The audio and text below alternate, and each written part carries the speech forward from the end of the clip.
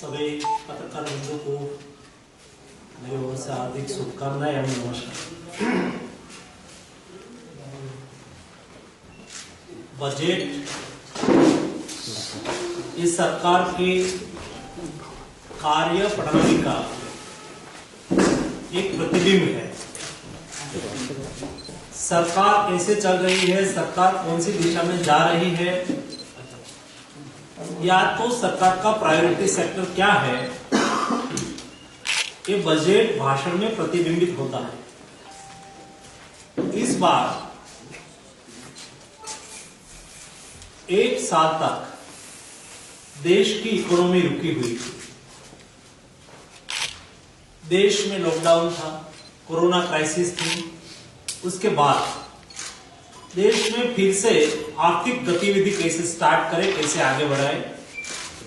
एक साल में जो हमारा जीडीपी ग्रोथ माइनस हुआ था, उसको फिर से हम कैसे पटरी पे चलाए और उसको कंपनसेट करें, उसको ध्यान में रखते हुए मोदी जी के नेतृत्व में हमारा फिनांस मिनिस्टर ने इस साल जो बजट दिया है उसमें कई विशेषताएं हैं। सबसे प्रमुख बात यह है कि देश में आर्थिक गतिविधि को तुरंत ही तेज करनी है तो सरकारी खर्च बढ़ाना। सरकारी खर्च बढ़ेगा तो ऑटोमेटिक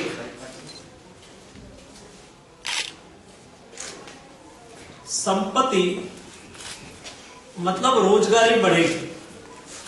रोजगारी बढ़ेगी और लोगों के जेब में पैसा आएगा तो खरीद शक्ति बढ़ेगी। खरीद शक्ति बढ़ेगी तो प्रोडक्शन बढ़ेगा। प्रोडक्शन बढ़ेगा तो फिर से रोजगारी बढ़ेगी और सरकार की तिजोरी में टैक्स भी आएंगे। उसको ध्यान में रखते हुए देश में आर्थिक गतिविधि तेज करने के लिए सरकारी खर्च को बढ़ाना और सरकारी खर्च को बढ़ाने के लिए दो फोकस किया गया है।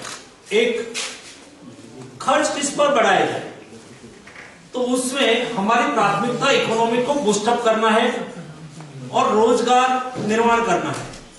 रोजगार निर्माण करने के लिए पहली बार हिंदुस्तान की आजादी के बाद 1,18,000 करोड़ रुपए रोड इंफ्रास्ट्रक्चर के पीछे खर्च किया जाएगा। बहुत बड़ी बात है। 1,18,000 करोड़ रुपए रोड इंफ्रास्ट्रक्चर में इन्वेस्ट करके, जब हमारी सरकार 2014 में बनी थी तब 94,000 किलोमीटर नेशनल हाईवे था। आज देश में 2 लाख किलोमीटर नेशनल हाईवे बन चुके हैं। जब इंफ्रास्ट्रक्चर डेवलपमेंट होता है तब रोजगारी का सृजन होता है और सरकारी खर्च बढ़ता है, क्योंकि उसमें सरकारी पूंजी भी लगती है। तो रोजगारी का निर्माण करके फिर से इकोनॉमी को बूस्टअप करना यह आवश्यक है। दूसरा दोस्तों, आपने सुना होगा ये देश में डेवलपमेंट की बात तो होती थी, लेकिन कभी हेल्थ को डेवलपमेंट के साथ नहीं जोड़ी जाती थी। डेवलपमेंट का सबसे महत्वपूर्ण पहलू है हेल्थ, क्योंकि जिस देश के सिटीजन नागरिक हेल्दी नहीं होते, देश के युवा हेल्दी नहीं होते, तो ये देश हेल्दी नहीं होता। देश हेल्दी नहीं होता तो देश डेवलप कैसे होता। तंदुरुस्त भारत तंदुरुस्त डेवलपमेंट के लिए आवश्यक है। देश के डेवलपमेंट के लिए हिंदुस्तान के नागरिक की हेल्थ कैसे अच्छी रहे, उसके लिए आयुष्मान भारत योजना के माध्यम से 10 करोड़ फैमिली को आयुष्मान भारत योजना की कवरेज में ले लेना, यानी कि 50 करोड़ लोगों को आयुष्मान भारत योजना का लाभ मिलना। यानी कि ओबामा ने आज से 6 साल पहले ओबामा केयर करके स्कीम निकाली और 10 करोड़ अमेरिकन लोगों को हेल्थ सिक्योरिटी दी थी, और सारे विश्व में ओबामा केयर करके उसकी योजना, उसकी स्कीम पॉपुलर हुई। दोस्तों, ये 10 करोड़ फैमिली यानी कि 50 करोड़ लोगों के लिए मोदी जी ने हेल्थ केयर योजना निकाली। आयुष्मान भारत योजना के माध्यम से गरीब परिवार को 5 लाख तक कोई भी बीमारी हो तो उसका इलाज भारत सरकार की तिजोरी से हो जाए, वो छोटी बात नहीं है। देश में हेल्थ का बजट बढ़ा के 97 लाख से बढ़ा के 2,15,000 कर दिया। बहुत बड़ी बात है। देश के नागरिक हेल्दी होना चाहिए।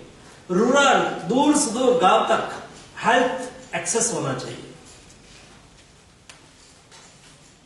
लोगों को अच्छी ट्रीटमेंट मिलनी चाहिए। राष्ट्रपति जी के भाषण में राष्ट्रपति जी ने कहा, और आपके स्टेट में भी जनऔषधि स्टोर खुले हुए हैं। देश में 7,500 जनऔषधि स्टोर के माध्यम से अफोर्डेबल और क्वालिटी और एकदम सस्ती मेडिसिन आज के दिन में लोगों को उपलब्ध हो रही है। हेल्थ सिक्योरिटी के लिए my self looking pharmaceutical ministry also आज 1018 मेडिसिन की प्राइस हमने कैप कर दिया है। उसकी सीलिंग प्राइस हमने फिक्स कर दिया। उससे ज्यादा पैसा कोई भी नहीं ले सकता है। कंपनी उसका प्रोडक्शन उसके पर प्राइस ही उससे ज्यादा नहीं लगा सकती। ऐसा करके स्टेंट, हार्ट में लगाने वाले स्टेंट, उसका प्राइस जो पहले 1,00,000-1.5 लाख रुपीज में मिलता था, आज वो 50,000-60,000 रुपीज में मिल रहा है। एकदम क्वालिटी स्टेंट लोगों को हार्ट में लगाने के लिए मिले। नील प्लांट्स की भी प्राइस, सीलिंग प्राइस भारत सरकार ने फिक्स कर दी है। कैंसर की मेडिसिन की भी प्राइस भारत सरकार ने फिक्स कर दी है, और उसका लाभ जनता को मिले और देश के नागरिक का हेल्थ अच्छा रहे, इसके लिए 2,15,000 करोड़ रुपीस इस बार बजट में एलोकेशन किया है। दोस्तों, इंफ्रास्ट्रक्चर के पीछे इन्वेस्ट करना, जैसा road it's one type of infrastructure, बंदरगाह, port it's one type of infrastructure. North east को सबसे ज्यादा फायदा होने वाला है, उस दिशा में हमने काम चालू किया है। वो ये है जमुना रिवर, ब्रह्मपुत्रा रिवर, जिसको बांग्लादेश में जमुना बोलते हैं, और उसकी कनेक्टिविटी एक ट्रिब्यूटरी के माध्यम से सोनामुरा में भी होती है। रिवर का नाम क्या है? गोमती रिवर। एक गोमती रिवर पर आज के दिन में हमने एक छोटा फ्लोटिंग जेटी बनाई है। वहां टर्मिनल बनाना है इस साल ही, अगले दिनों में मुझे शिलान्यास करना है। इस बजट में हमने उसकी व्यवस्था की। सोनामुरा से इनलैंड वाटरवेज के माध्यम से गोमती रिवर को जमुना रिवर में मिले, जमुना रिवर के माध्यम से हल्दिया से इनलैंड वाटरवेज के माध्यम से 1,400 किलोमीटर बनारस, मीन्स आपके त्रिपुरा में आपका पाइनएप्पल फ्रूट सारे देश में आज पॉपुलर हो रहा है। उस सारे शेष भारत में यहां से इनलैंड वाटरवेज के माध्यम से उपलब्ध हो। आपके यहां रोड कनेक्टिविटी है, रेल कनेक्टिविटी है, एयर कनेक्टिविटी है। अगले दिनों में वाटरवेज कनेक्टिविटी, अगले दिनों में मीन्स यही साल में, ये बजट के में हमने प्रावधान किया है। इस साल में हम ये भी वाटरवेज कनेक्टिविटी भी हम सुनिश्चित कर देंगे, जिसके माध्यम से सोनामुरा से हम शेष भारत के साथ वाटरवेज के माध्यम से भी जुड़ जाएंगे।